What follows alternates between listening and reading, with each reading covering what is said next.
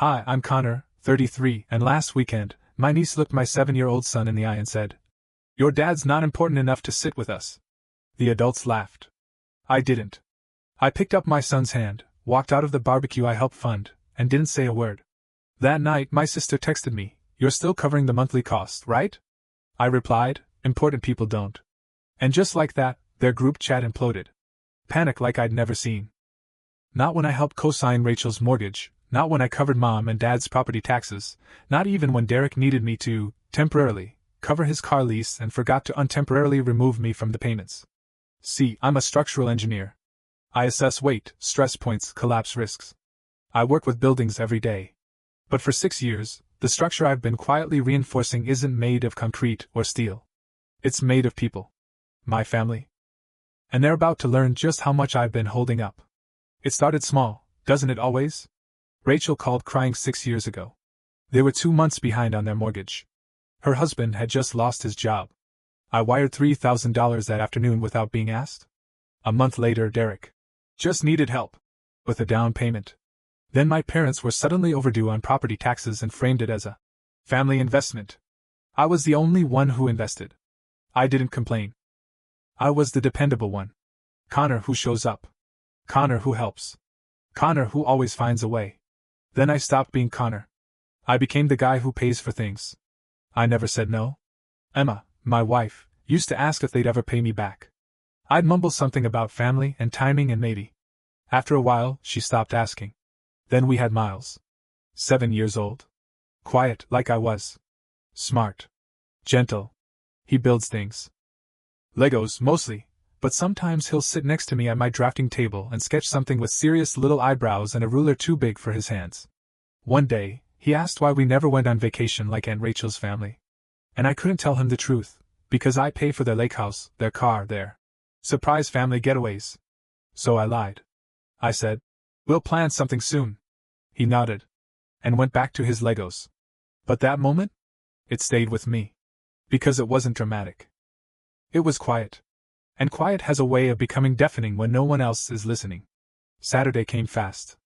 The barbecue was at Rachel's Lakehouse, the one with the wraparound deck and the fire pit I helped pay to install when her renovation budget mysteriously ran into surprises. Emma asked if we should bring anything.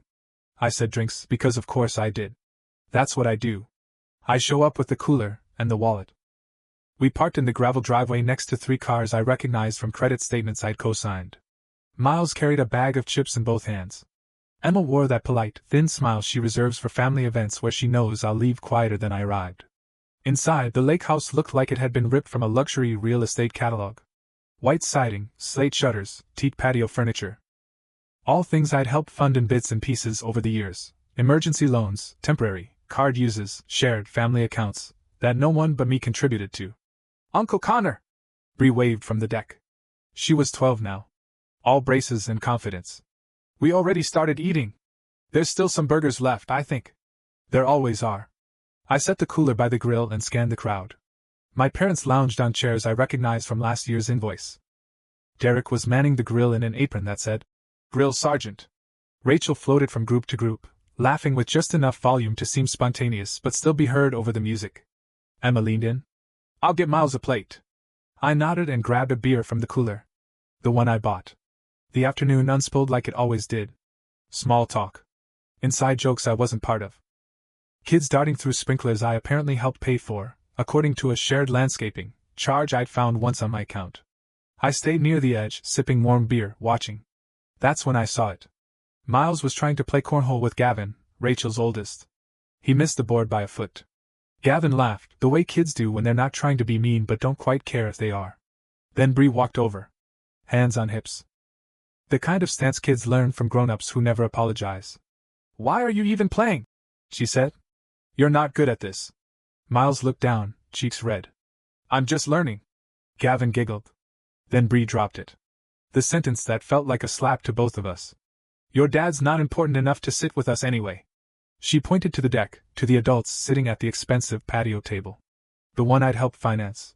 The one they never seemed to save a chair for me at. And the adults? They laughed. Not in horror. Not in, "Oh my God, she didn't just say that." Disbelief. No, real laughter. Chuckles into wine glasses. Derek smirking. Rachel stifling a giggle. My mom shaking her head, but not saying a word.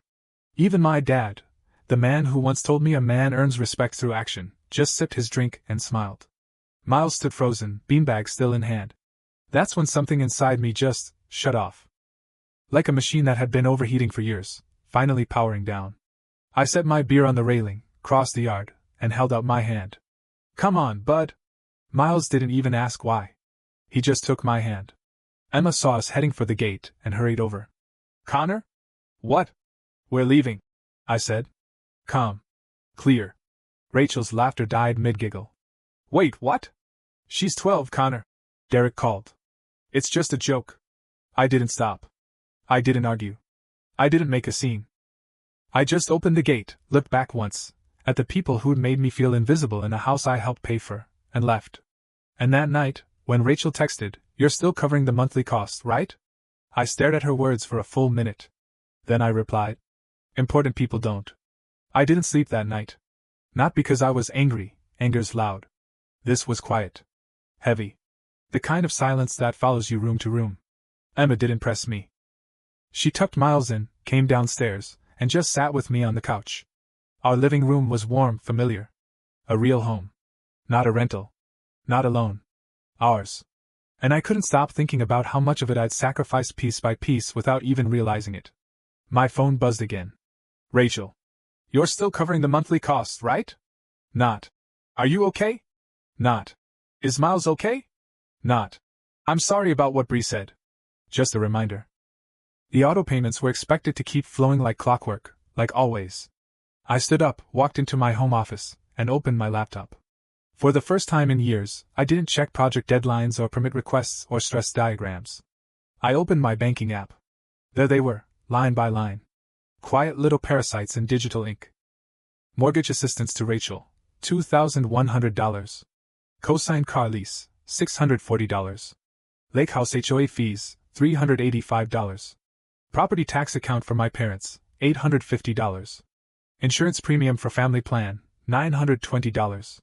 Utilities for the Lakehouse, $430. Emergency fund contributions, $775. Not to mention streaming services I don't use. A wine club I never joined. Lawn care for a yard I don't visit. All of it linked to me. Auto payments I'd set up 6 years ago. Just to help. Over $7,000. Per month. Every month. For 6 years. I ran the numbers again. Then again. Then again just to be sure I wasn't hallucinating. $500,000. Not stolen. I gave it. Every bit of it. And I let them believe it was endless. Until Bree said what they all thought. Your dad's not important enough. I clicked into the smallest account first. The wine club. Cancelled. Streaming services. Cancelled. Lawn service. Cancelled. Each cancellation sent a neat little email to my inbox. I made a folder and labeled it Receipts. Then I turned to the Lakehouse utilities. I didn't cancel them. Not yet. I just disabled autopay. Let the bills roll in. Let them see what I've been covering. Let them feel the weight. By 1 a.m., I'd manually shut down 9 payment streams. Nothing explosive. No texts. No calls. Just quiet deconstruction. Load by load. Like watching a building unbolt itself. The next morning, I drove Miles to school and came home to find Emma pouring coffee. She didn't say much. She didn't have to. She saw the look on my face and just handed me a mug. You doing what I think you're doing? She asked. I nodded. Not all at once. But yes. She nodded too. No judgment. Just calm support. Then came the texts. Rachel. Hey, the HOA payment bounced. Can you check? Also, the lawn guys called. Card declined. You good? I replied, technical issues. She wrote back. Can you fix it today? They're threatening to stop service. I put the phone down and opened the car loan account. Derek's car, the one I'd co-signed for when his side hustle fell apart. His name was still listed. But mine? Mine was the primary. I submitted a request for removal. Processing time, 7 to 10 business days. Outcome, dependent on Derek's credit alone. Spoiler, he wasn't going to qualify. By noon, I'd paused the emergency fund, frozen mortgage assistance, and sent requests to be removed from every shared account. My inbox lit up with confirmation emails. My phone started ringing. I didn't answer. I leaned back in my chair, sipping coffee, listening to the silence. For the first time in 6 years, I wasn't holding anything up. I was just watching to see what would fall. By Wednesday, I had 43 missed calls. All from family. Rachel left 3 voicemails, each more panicked than the last. Connor, you can't just shut things off without warning. This isn't you. We're trying to figure out what's happening. Please just call me back. Derek's subject lines escalated fast. Need clarification, financial disruption, legal action pending. My mother left a voicemail that began with a sigh and ended with sniffles. I don't know what's gotten into you, sweetheart. You're scaring everyone. Your father says this is some kind of breakdown. It wasn't a breakdown. It was clarity. Emma watched me from the kitchen doorway, arms folded, lips pressed into a line. Not mad. Not worried. Just waiting. Like she'd known this was coming. Like she'd been quietly cheering for it all along. Then Thursday evening, the knock came. I saw Rachel through the window before she rang the bell. Oversized sunglasses, yoga clothes, car parked half on the curb. She didn't bring Derek. That told me everything. Do you want me to answer it? Emma asked. I shook my head. I've got it. I opened the door but didn't move aside. Rachel pulled off her glasses, eyes red and puffy but jaw still tight. We need to talk, she said. Okay, I replied, not budging. She waited. When I didn't invite her in, she shifted uncomfortably. Can I come inside? I'd rather you didn't. She blinked, caught off guard. Connor, what's going on? You shut down half our accounts. Derek can't make the car payment. Mom said the insurance bounced. I'm getting late notices. This isn't like you. I canceled them. Her mouth fell open. You what? I canceled them. I repeated. All of them. Why would you do that? Because I'm not important enough, I said calmly. It hit her like a slap. This is about what Bree said. Are you serious? She's 12. She didn't mean it. She said exactly what she's been taught. I said. And you all laughed. Rachel's eyes filled with tears, but her tone sharpened. Connor, we depend on you. I know. So what? You're just going to let us lose everything over a bad afternoon? I actually laughed. A bad afternoon? Rachel, I've been paying for your life for 6 years. Your mortgage. Your SUV. Your Lakehouse upgrades. Vacations. HOA fees. Groceries when Derek's card got declined. The wine club. She flinched. I always meant to pay you back. No, you meant for me to keep giving until I disappeared. Connor, please. Just give us some time. We didn't know. You didn't want to know. She looked up sharply. I stepped forward. I did everything quietly. I never asked for credit. I never demanded a seat at the table. I was the background support beam holding up the whole damn house. And the second my kids stood in that yard and got told I wasn't important, you all laughed. Her voice dropped to a whisper. I'm sorry. I nodded once. Me too. She tried one last angle. But what about the mortgage? The car? The bills? What are we supposed to do? Figure it out, I said. Like I always have. Rachel's composure cracked. Her face scrunched, a sob pushing through clenched teeth. She turned and walked down the steps, shoulders shaking. I didn't stop her. I didn't apologize. I didn't promise to reconsider.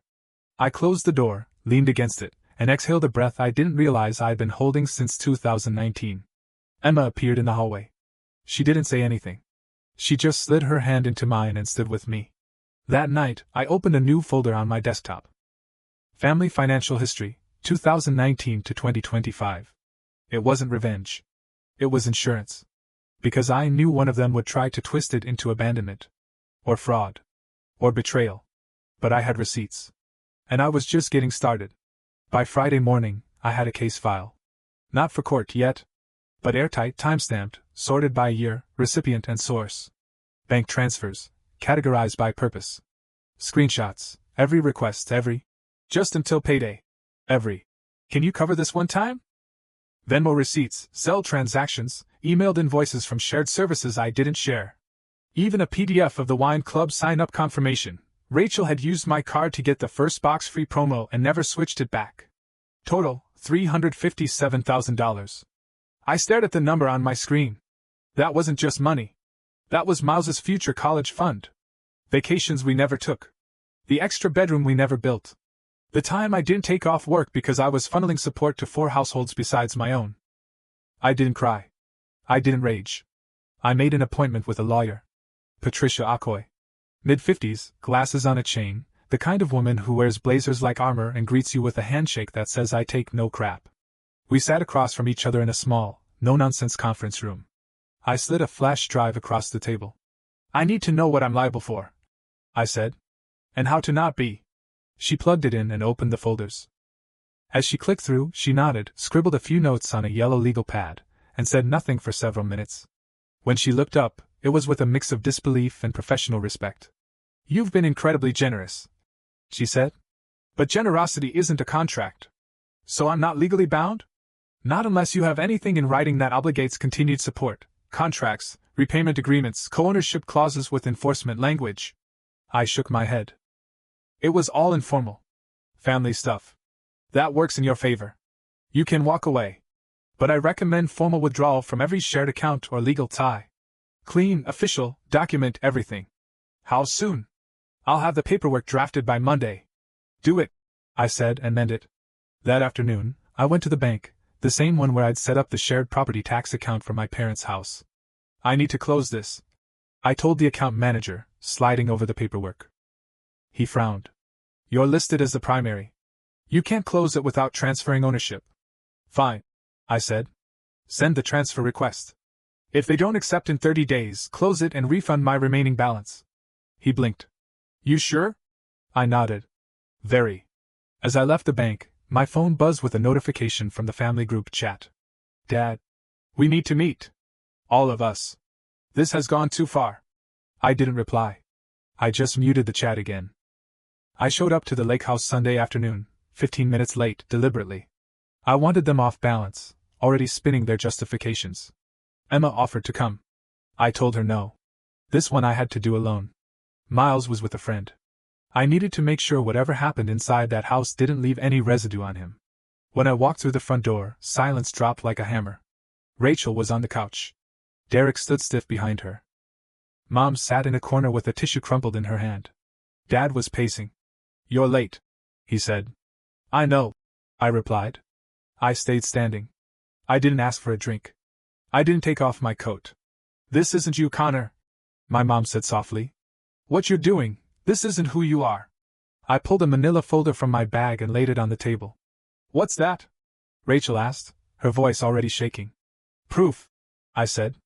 Everything I've covered for the past 6 years, $357,000. Mortgage payments. Car leases. Property taxes. Insurance. Vacations. Subscriptions. You name it. Rachel went pale. You offered. Derek muttered. No one forced you. You're right, I said. No one forced me. I did it because I believed families should help each other. But help isn't the same thing as funding your entire life while being treated like I don't exist. Mom's eyes filled with tears. We never meant to make you feel that way. You didn't have to mean it, I said. You just had to notice. Then I handed them another document. Effective Monday, my name will be removed from every shared account, loan, or deed. You'll get the official letters. But I wanted to tell you first. Derek swore. Rachel gasped. My father's face went red with that familiar, "You're disappointing me" expression. You're going to let us fall apart? Rachel snapped. No, I said. You were never standing on your own to begin with. Dad stood. If you walk out now, don't expect to come back. I met his eyes. I'm not walking out. I'm walking away. I turned and left the Lakehouse. And I didn't feel regret. I felt the load come off my shoulders, brick by invisible brick. For the first time in years, I wasn't holding up a collapsing structure. I was finally building something of my own. The first 2 weeks were chaos on their end, silence on mine. Rachel called nonstop. I checked the blocked call log out of curiosity once, 47 attempts. Derek sent emails with subject lines like "You'll regret this" and "Legal notice incoming." I didn't bother opening them. My parents took a different route. A letter arrived, 3 pages, handwritten by Mom. Mostly guilt-wrapped nostalgia and a single line near the end that stuck. We're struggling without you. I read it once and filed it away with the rest of my documentation. Dad never wrote. Never called. His silence said more than anything Rachel ever sobbed. By the third week, word started spreading. My cousin texted out of nowhere. Heard Rachel selling the Lakehouse? Damn. She was. The listing was vague, but I recognized the language: motivated seller, flexible closing terms. Translation: they couldn't afford the mortgage without me. Then came the fallout. Derek's car? Voluntarily surrendered. His solo credit score didn't qualify for refinancing. My parents? Mom quietly went back to work part-time at the clinic she'd retired from 5 years ago. The group chat? Silent. Not even forwarded memes. And me? I slept better than I had in years. I stopped checking my bank balance daily. I deleted the budget spreadsheet that had factored in everyone's needs but my own. I even replaced the front tires on my car, something I'd delayed for months because of other priorities. Emma noticed first. You look taller, she joked one night. I raised an eyebrow. I mean it. You've been hunched for so long, I forgot how tall you actually are. I smiled. Turns out, I was carrying about 357 grand on my spine. She didn't laugh. She just wrapped her arms around me and whispered, I'm proud of you. 2 weeks later, we took Miles to the coast. A weekend trip, just the 3 of us. No group text, no guilt. We built sandcastles. Ate greasy boardwalk food. Watched Miles chase waves in rolled-up jeans. He asked if we could come back next month. I said yes before even thinking about the cost. That's when it hit me, my life was finally mine again. Not leased out in payments and quiet sacrifice. Mine. On the last night of the trip, I got a message from Rachel. I know you probably won't reply, but I wanted you to know we sold the Lakehouse. We're moving into something smaller. Derek's working 2 jobs now. I'm sorry, Connor. For all of it. For not seeing what we were doing to you. I don't expect forgiveness. I just wanted you to know. I read it once. Then again. Then I looked at Emma and said, she apologized. Emma looked surprised. Are you going to respond? I nodded slowly, typed 1 sentence, and hit send. I hope you find your footing. That was it. No door reopened. No bitterness either. Just closure. That Christmas, Miles asked if we were going to Grandma and Grandpa's. I smiled. No, buddy. We're starting our own traditions this year. He grinned and went back to building a Lego snow fort. And for the first time in my adult life, I didn't feel like the load-bearing wall in someone else's house. I felt like a man finally building his own. Spring passed without incident. No surprise visits. No dramatic voicemails. The group chat remained dormant, and I kept it that way. My lawyer finalized all removals. My name vanished from every shared deed, loan, and account like I'd never been there. Only I had the documents to prove otherwise. One afternoon in May, Emma found me on the back porch, Miles napping upstairs. I had jazz playing low, an old Coltrane record humming through the speakers, the kind of sound that felt like exhale after years of holding breath. She handed me a lemonade and said, You seem finished. I am, I said. Really? And I was. The last loose thread came the following week. An envelope arrived, no return address, just our street number written in my mother's handwriting. Inside was a single photo, me, age 11, holding a model bridge I'd built for the science fair. On the back, in faded ink, You always knew how to hold things up. Love, Mom. I sat with it for a while. Didn't cry. Didn't rage. Just acknowledged it. Then I placed it in the same folder as everything else. Closure isn't always loud. Sometimes it's just the moment you stop waiting for someone to become who they never were. Summer came, and with it, new traditions. We hosted a barbecue in our own backyard. Emma grilled. Miles manned a lemonade stand we'd built from scrap wood and paint. Friends came. Real friends. People who didn't know me as the dependable one, or the wallet, but as Connor. Just Connor. When it got dark, we lit sparklers. Miles handed me one and said, This is better than Aunt Rachel's Lakehouse. I smiled. Yeah, bud. It is. Later that night, after everyone had gone and the fire pit crackled low, Emma leaned against me and whispered, Do you ever miss them? I thought about it. The noise. The pressure. The silent expectations. The way they'd thank me with smiles but never with presents. How I could be at every table and still never feel seen. No, I said. I think I finally understand something. What? That family isn't who needs you. It's who values you. Even when you're not useful. She kissed my cheek. And you are very useful. I laughed. Good to know. We sat there until the fire died out. No guilt. No weight. Just warmth. And that, finally, was enough.